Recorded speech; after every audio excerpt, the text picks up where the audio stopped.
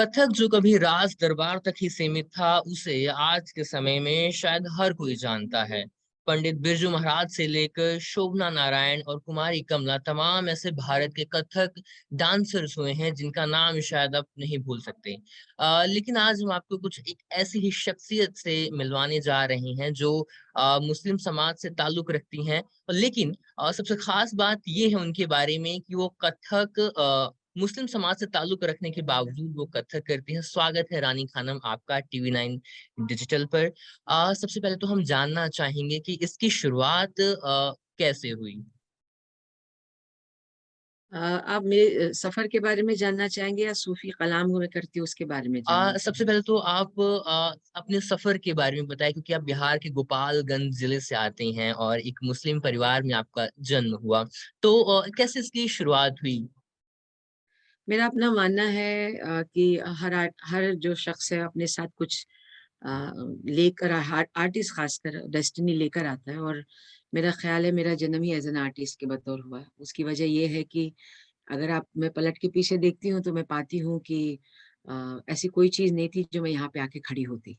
शायद मेरा नसीब था, मेरी डेस्टिनी थी और वो मेरा रास्ता तय करती रही।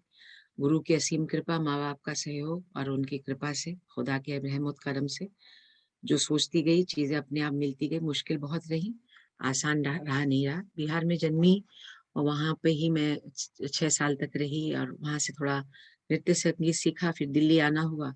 दिल्ली में आकर फिर मैंने डांस को बहुत ही प्रोफ़ेशनली सीखा इंस्टीट्यूशन में और ग्रेजुएट होकर मैं दिल्ली यूनिवर्सिटी से ग्रेजुएट हूँ और इस तरीके से ये सफ़र जारी हुआ। मगर ये कब मेरी ज़िंदगी बन गया, मेरे रूह में उतरा और कब मेरी इबादत बन गई, पता ही नहीं चला। जब मुझसे पूछा गया कि तुम क्या करोगी? तो मुझे इसके अलावा कुछ आता भी नहीं था और मैंने चाहते हुए भी, ना चाहते हुए भी इसको अख्तियार किया क्योंकि ये मेरा प्यार है, ये मेरा प्रोफ़ेशन नहीं था कभी भी। इसको बनाया बाद में क्योंकि उसके अलावा कुछ आता नहीं था। तो शायद ये आप समझ पाएँगे कि जब आप किसी को चाहते हैं और फिर वो आपका पैशन हो जाता है, फिर उसको आप व्यवसाय में एज़ अ प्रोफ़ेशनल यूज़ करते हैं, तो वो एक अलग बात होती है। पर सोचा कभी नहीं था कि इसको व्यवसाय में या मैं प्रोफ़ेशनल बनूँगी। बस मुझे डांस करना था और नाचना मुझे बहुत पसंद आता था, मुझे हर जगह करना था और अलग-अलग तहज़ीबों के साथ मिलना था, सीखना था और असीम कृपा से काफ़ी लोगों के पास पूरे वर्ल्ड में घूमी और काफ़ी लोगों से सीखी और अब आपके सामने बैठी हूँ। रानी खानम क्या इस पूरे सफ़र में ज़ाहिर-सी बात है कई चुनौतियाँ भी आई होंगी क्योंकि चूँकि आप पहली ऐसे मुस्लिम क्लासिकल डांसर हैं जिन्होंने कथक को चुना। तो हम ये दर्शक भी जानना चाहते होंगे कि क्या ऐसी मुश्किलें रहीं जिनका आपने सामना किया और उनको एकदम उनको अपने सफ़र में एक चुनौती की तरह लिया? देखिए, मुस्लिम आर्टिस्ट तो मुझसे भी पहले काफ़ी रहे हैं और गुरु भी रहे हैं, ऐसा बात नहीं है। बट हाँ, मैं नाम दर्ज कराती हूँ जब मैंने सूफ़ियाना कलाम या इस्लामिक वर्सेज़ इन सब की तरफ मैंने तवज्जो दिया तो उस लिहाज़ से मैं पहली मुस्लिम हूँ, जिसने इस काम को किया। बाकी कथक तो रोशन कुमारी जी बहुत पुरानी हमारी गुरु हैं वो भी इससे जुड़ी हुई रही हैं और भी 1-2 जिनका नाम नहीं हो पाया बहुत अच्छे लेवल पे। बट इस तरह से जो इस समय करंटली चल रहा है, उसमें ज़ाहिर-सी बात है कि मैं इसमें फ्रंट लाइन में आती हूँ और मैं काम कर रही हूँ। और आपने क्या सवाल किया? अ अ, एक मुस्लिम बैकग्राउंड से आते हैं, कथक कैसे क्या कोई चुनौतियाँ आई और वो चुनौतियों का सामना आपने कैसे किया? चुनौतियाँ तो मुझे ऐसा लगता है जब आप कोई इश्क में पागल होते हैं, तो वो चुनौतियाँ दिखाई नहीं देती, बच्चे दिखाई देते हैं। और वो एक है ना, इश्क नहीं ये इश्क नहीं आसा इतना समझ लीजिए, आग का दरिया है डूब के जाना है। तो दरिया में जल डूबना भी एक मज़ा है और जलना भी एक मज़ा है, उसका मज़ा लेना होता है।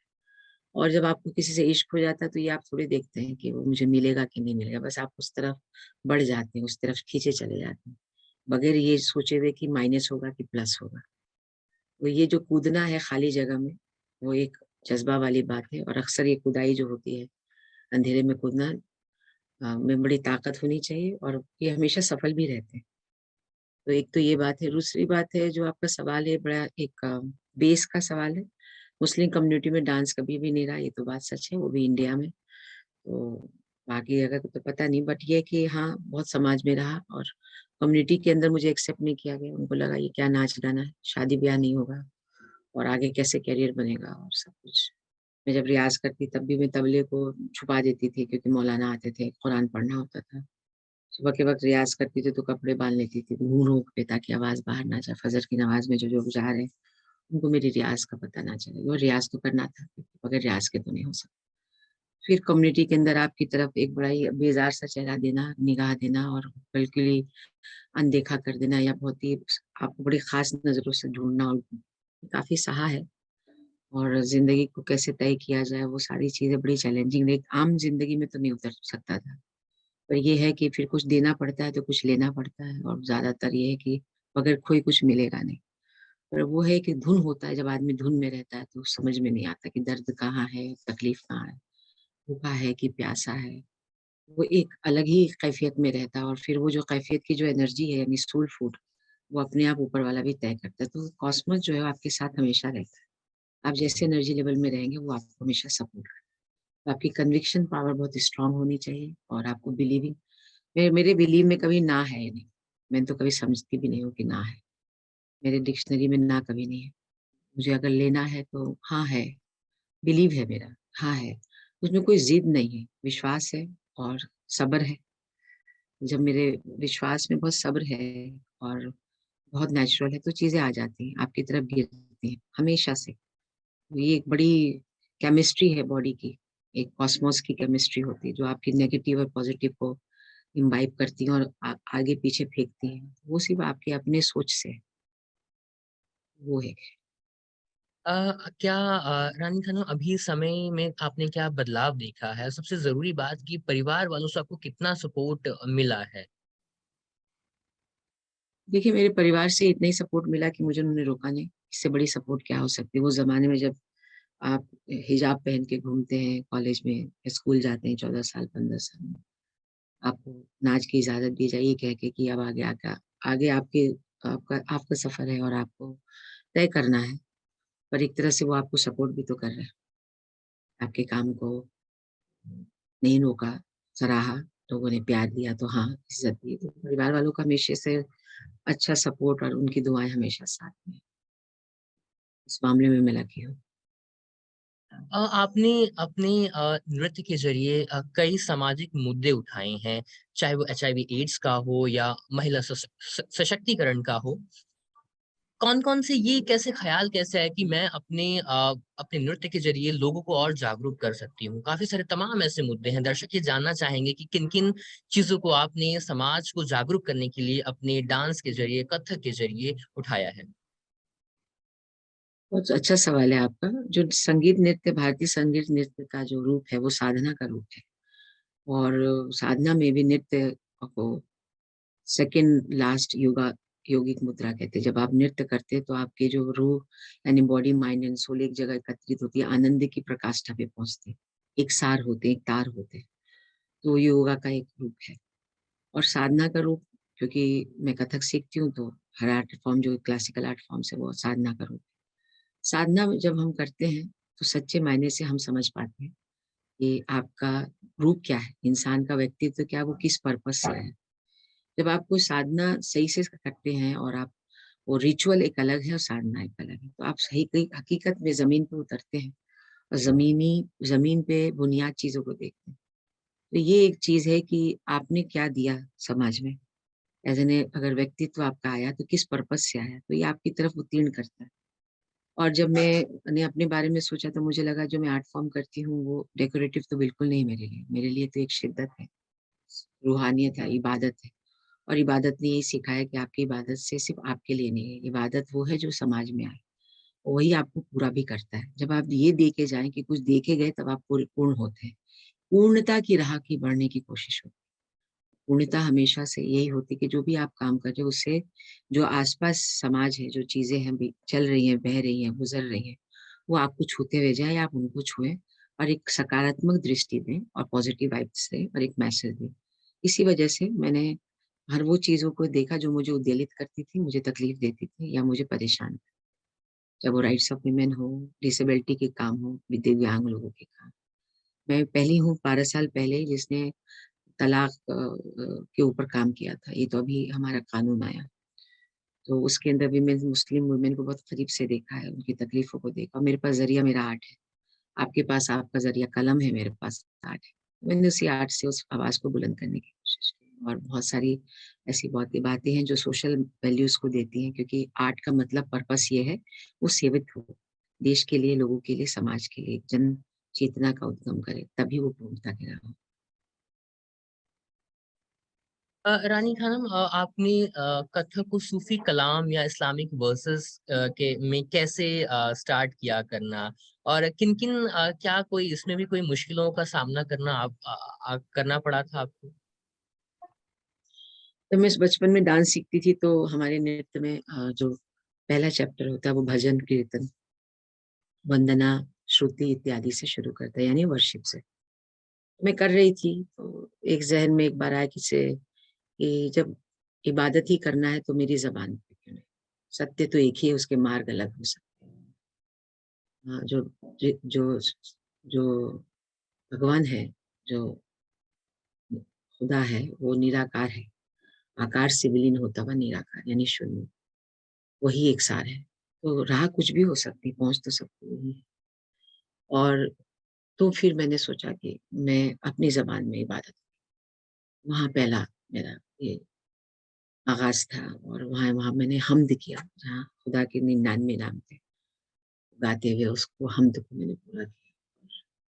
बहुत अच्छा लगा मुझे। मुझे लगा ये मेरा है, ये मेरी ज़बान है, ये मेरी मेरी इबादत। वहाँ से काफ़ी चीज़ें टूटी और फिर राह पे चल दी। इसके बदले फिर मैंने काफ़ी सूफियाना कलाम, पर्शियन, उर्दू, फ़ारसी, ब्रज, इन सब के जो कलाम हैं, मैं आसाम के कलाम को करती हूँ। आसाम की जो वहाँ के कलाम हैं और तेलुगु, आदिल शाह अब्दाली के कलाम है, वो भी सूफियाना कलाम है। हज़रत हारून रहमतुल्लाह अलैह उनकी कलाम है। ख्वाजा गरीब नवाज़ से लिखे हुए वाबस्ता निज़ामुद्दीन औलिया, मीर खुसरो, फ़रीद, बाबा फ़रीद इत्यादि, इत्यादि। और मैं फ़ॉलोअर हूँ बरेली शरीफ का निज़ामिया सिलसिले से, जहाँ पर अज़ीज़ मियाँ साहब जो बहुत बड़े सूफ़ी थे, उनके कलाम भी बहुत अच्छे हैं जी। आबिदा बीजी गाती हैं, काफ़ी लोग गाते हैं। क्योंकि हम लोग वहाँ से मुरीद हैं, चिश्तिया सिलसिला से, तो वो भी कलाम में I was invited by them also to perform that. So that is how I have explored the things according to my understanding. So that is my first, and that is how I started my journey. आप हमेशा ये कहती हैं कि कथक के ज़रिए आपने तहज़ीब पेश की है। ज़रा इसके बारे में भी हम जानना चाहेंगे, क्या मतलब किस तरह आप ये कहती हैं कि इसके पीछे एक क्लासिकल नृत्य के पीछे आपने एक तहज़ीब पेश की है? आप बहुत बार कोई एक चीज़ होती है जब आप अलग नहीं कर सकते। जब आप संस्कृति विरासत की बात करते हैं, धरोहर की बात करते हैं, तो सबको अलग-अलग करने के बाद भी उसको आपको जमाना ही पड़ता है। जैसे अगर आप पृथ्वी की बात करते हैं, तो पृथ्वी में आप 5 एलिमेंट अलग नहीं कर सकते। उस पाँचों में वो निहित है। यू कैन नॉट से कि इस कॉस्मोस में फायर नहीं है। फायर है ना, पानी भी है, कोई शुभ है, कोई झुका हुआ है, कोई वायु है। ऐसे ही आर्ट फॉर्म्स होते हैं। लिखनी-पढ़नी में भी, चाहे वो कला हो, चाहे परफॉर्मिंग आर्ट हो, विजुअल आर्ट्स हो, किसी भी तरह का आर्ट। मूर्त और अमूर्त, अमूर्त जो कोई भी हो, हर कलाएँ अपने आप में पूरी हैं। हकीकत में कहूँ तो हर कलाएँ अपने आप में मुकम्मल होती हैं। और मेरा अपना मानना है कि किसी भी देश की कला उस देश की प्रतिबिंब होती है उसके प्रोग्रेस से, उसके उसके चेहरा होता है, एक आईना होता है। कथक भी उस तहज़ीब का हिस्सा है। हम कथक या भरतनाट्यम या क्लासिकल गाना म्यूज़िक, हम वो गाना म्यूज़िक नहीं दिखाते, उससे निहित जितनी 2000 साल, 25,000 साल, इतनी पुरानी रिवायत है, तहज़ीब है, संस्कार है, हम वो गाते हैं, सीखते हैं। अब बच्चे ही हैं, हम सीखने जाते हैं, तो गुरु शिष्य परंपरा को फ़ॉलो करते हैं। क्योंकि ये पूरे वर्ल्ड में एक यही ओरल ट्रेडिशन है, जो आज भी वर्चुअल नहीं दी जा सकती है, गुरु के ज़रिए ही मिलती है।